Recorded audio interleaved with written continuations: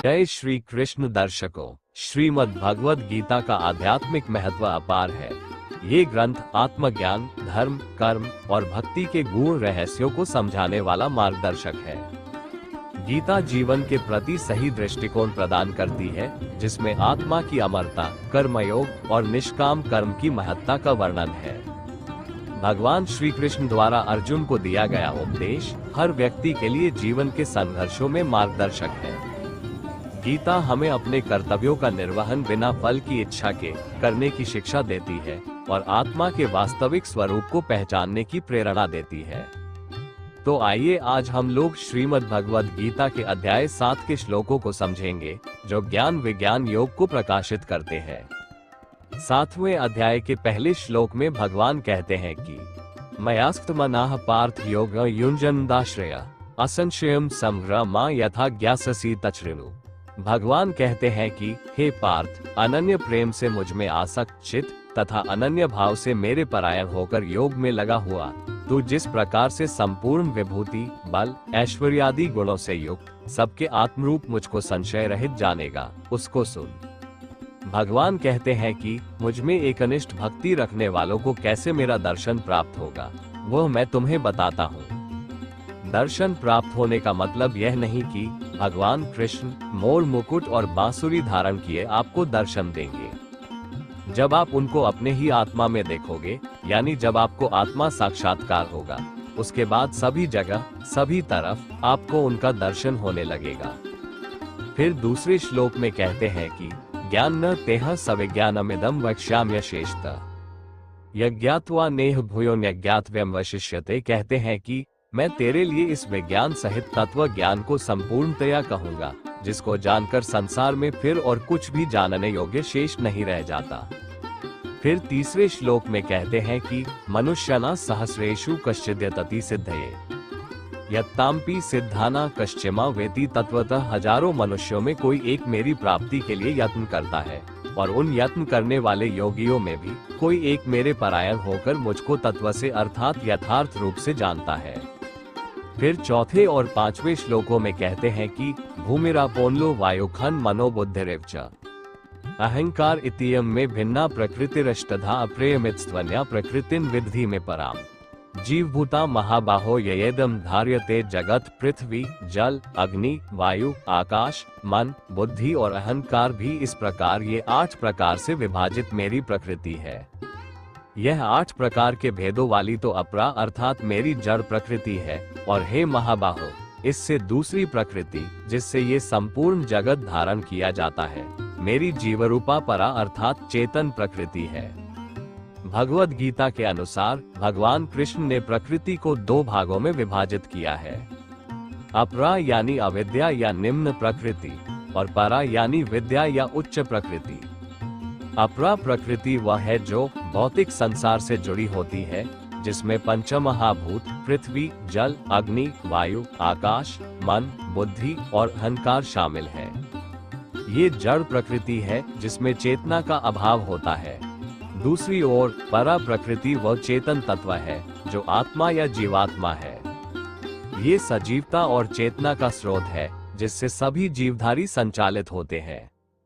इस तरह अपरा प्रकृति जड़ है, जबकि परा प्रकृति जीवंत और आत्मा से जुड़ी है, जो परमात्मा के स्वरूप का अंश है।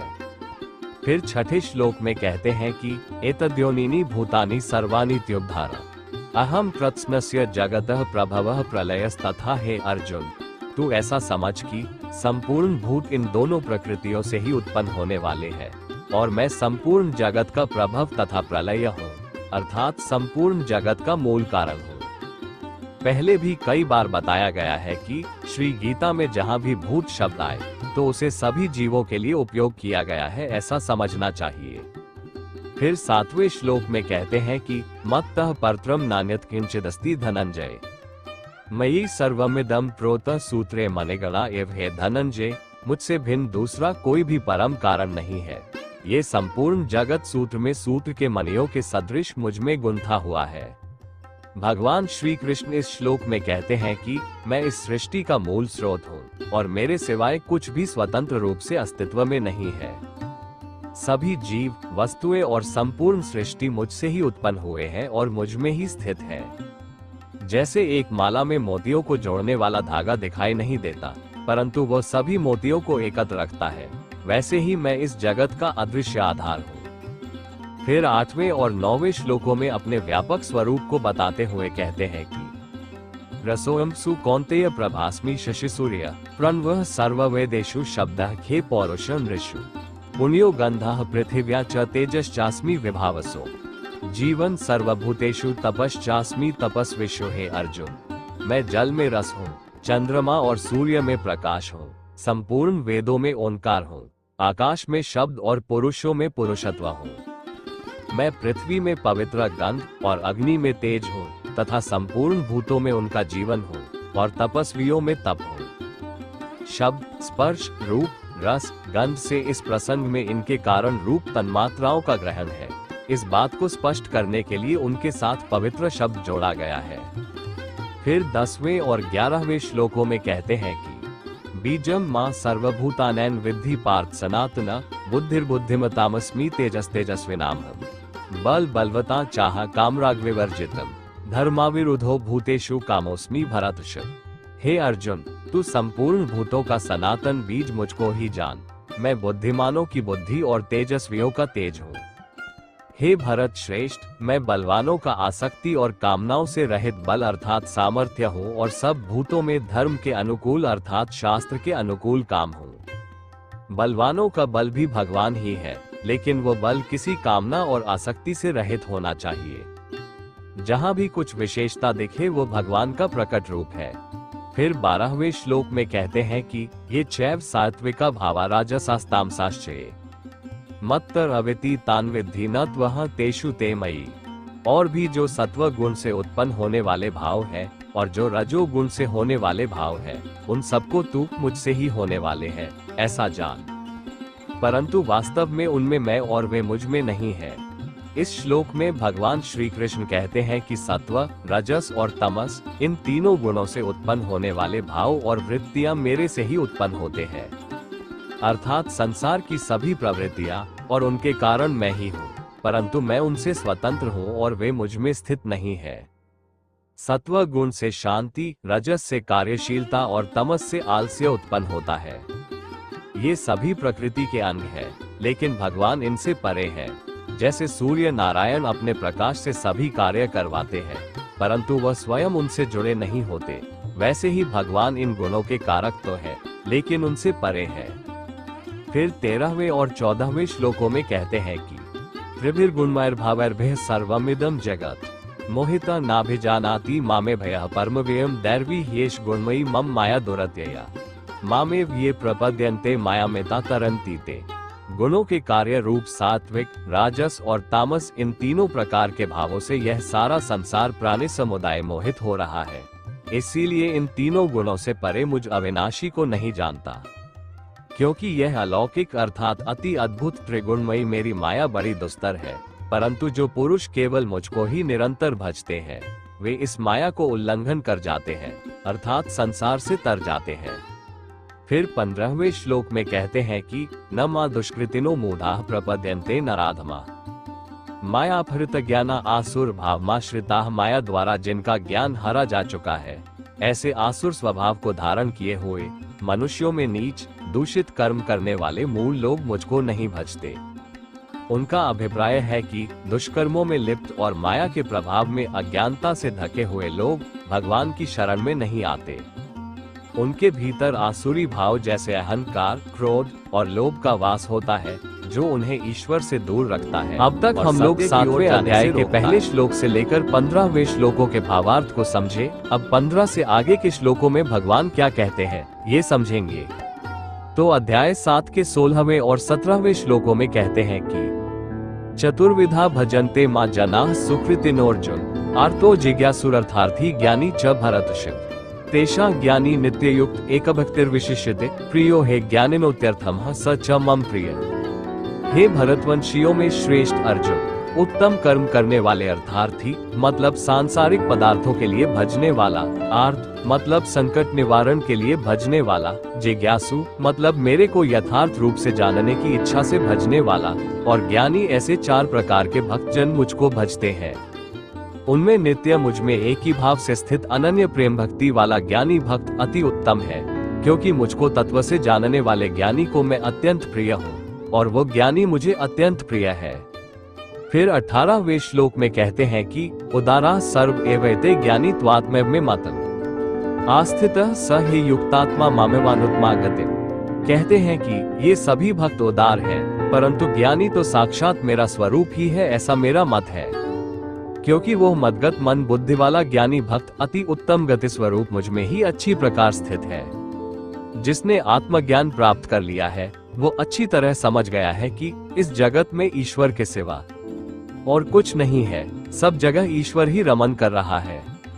इस तरह किसी भी स्थिति में वो ईश्वर भक्ति से अलग नहीं होता और न ही ईश्वर उससे अलग होते हैं। फिर 19वें श्लोक में कहते हैं कि बहुना जन्मनां ते ज्ञानवान्मा प्रपद्यते वासुदेवः सर्वमिति स महात्मा सुदुर्लभः। कहते हैं बहुत जन्मों के अंत के जन्म में तत्व ज्ञान को प्राप्त पुरुष सब कुछ वासुदेव ही है, इस प्रकार मुझको भजता है, वो महात्मा अत्यंत दुर्लभ है।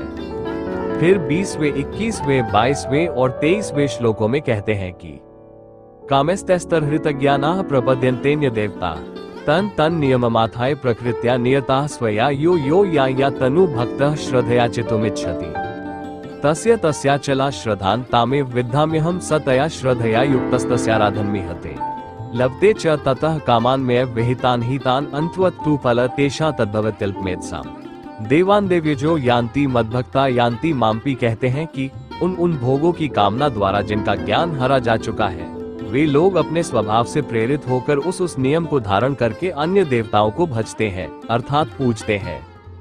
जो सकौम भक्त जिस देवता के स्वरूप को श्रद्धा से पूजना चाहता है उस भक्त की श्रद्धा को मैं उसी देवता के प्रति स्थिर करता हूँ। वो पुरुष उस श्रद्धा से युक्त होकर उस देवता का पूजन करता है और उस देवता से मेरे द्वारा ही विधान किए हुए उन इच्छित भोगों को निसंदेह प्राप्त करता है।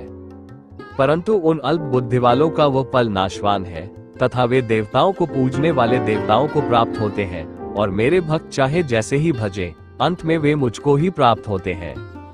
भगवान श्री कृष्ण ये कहते हैं कि देवताओं की पूजा से जो भी फल मिलता है जबकि उसका प्रावधान भी भगवान ही करते हैं, लेकिन वह फल केवल इस संसार में सीमित समय के लिए होता है, इनका अंत अवश्यंभावी है।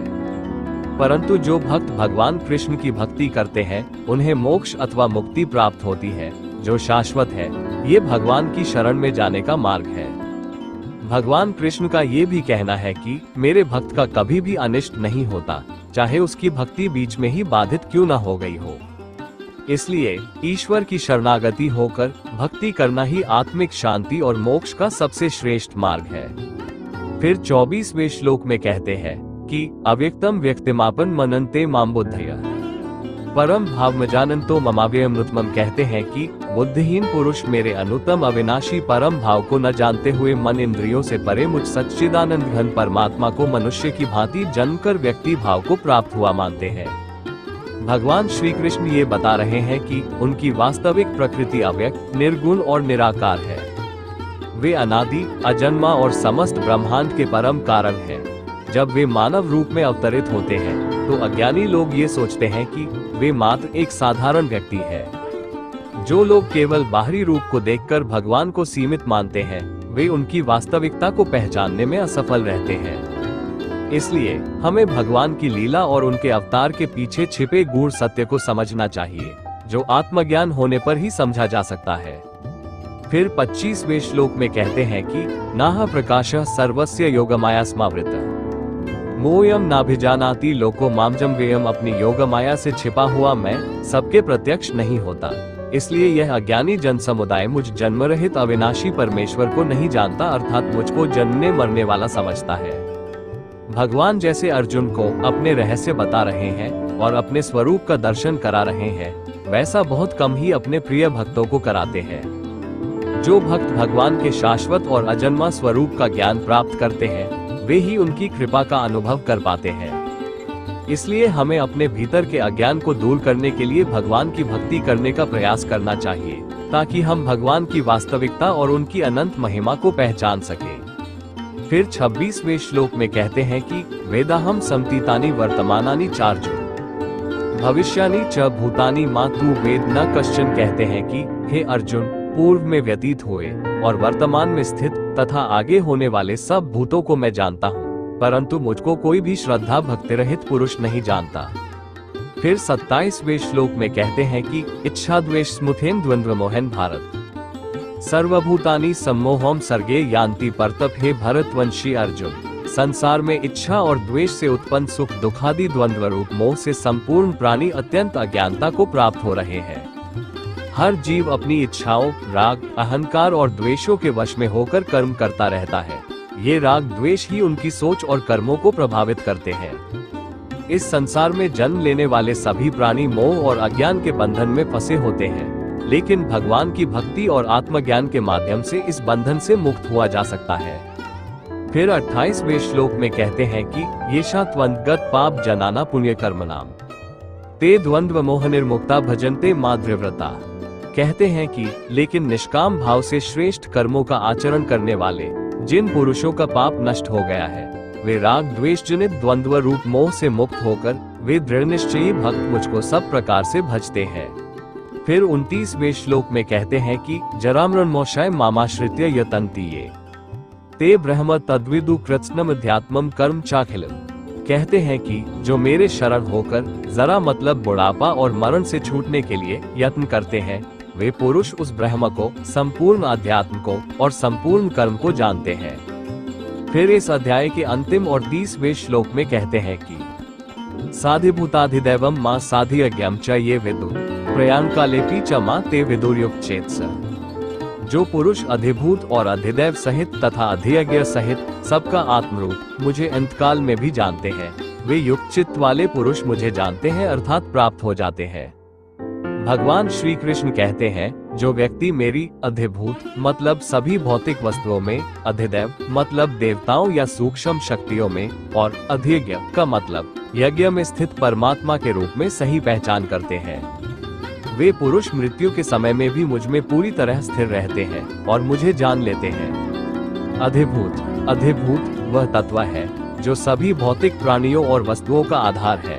भगवान यहाँ ये स्पष्ट कर रहे हैं कि वे ही समस्त भौतिक सृष्टि के मूल कारण हैं। अधिदैव सूक्ष्म या दिव्य शक्तियों का प्रतिनिधित्व करता है, जैसे सूर्य, चंद्रमा और अन्य देवता। ये सभी शक्तियाँ भी भगवान के ही स्वरूप का एक हिस्सा है। और अधियज्ञ परमात्मा का वह अंश है जो प्रत्येक यज्ञ और धार्मिक अनुष्ठान में उपस्थित रहता है। यज्ञ का मतलब केवल कर्मकांड ही नहीं है, बल्कि वह सभी कार्य जो ईश्वर को समर्पित होकर किया जाता है, उसमें गृहस्थी के कर्म भी आते हैं। गृहस्थ जीवन में किए गए सभी उचित कर्म यज्ञ ही है। तो भक्तों, अब तक हम लोग श्रीमद् भगवद गीता के अध्याय 7 के श्लोकों के भावार्थ को समझे और इस श्लोक के साथ ही श्रीमद् भगवद गीता के 7वें अध्याय की समाप्ति होती है। अगली वीडियो में हम लोग अध्याय 8 के श्लोकों के गूढ़ अर्थों को समझेंगे। प्रिय साधक भक्तों, अगर आप आत्मज्ञान प्राप्त करने के जिज्ञासु हैं तो इसी चैनल पर मेरी आध्यात्मिक यात्रा नाम से एक प्लेलिस्ट है, जिसमें मुझे आत्मज्ञान कैसे प्राप्त हुआ इस विषय पर मेरी आध्यात्मिक आत्मकथा है, जिसमें बिना किसी मिलावट या बनावट के आध्यात्मिक अनुभवों का वर्णन किया गया है, जिससे बहुत कुछ ज्ञान मिलेगा आपको। आप उसे भी देख सकते हैं। अगर आपको आत्मा, परमात्मा या आत्मा साक्षात्कार के संबंध में कोई जिज्ञासा या विचार हो तो कमेंट कर जरूर बताइए। वीडियो को अपना प्यार और सहयोग दिखाते हुए लाइक और शेयर कीजिएगा, जिससे यह अनमोल गीता का ज्ञान ज्यादा से ज्यादा लोगों तक पहुंचे। और इसी तरह के और वीडियोस देखने के लिए चैनल को सब्सक्राइब भी जरूर कर लीजिएगा। धन्यवाद। शुभम अस्तु।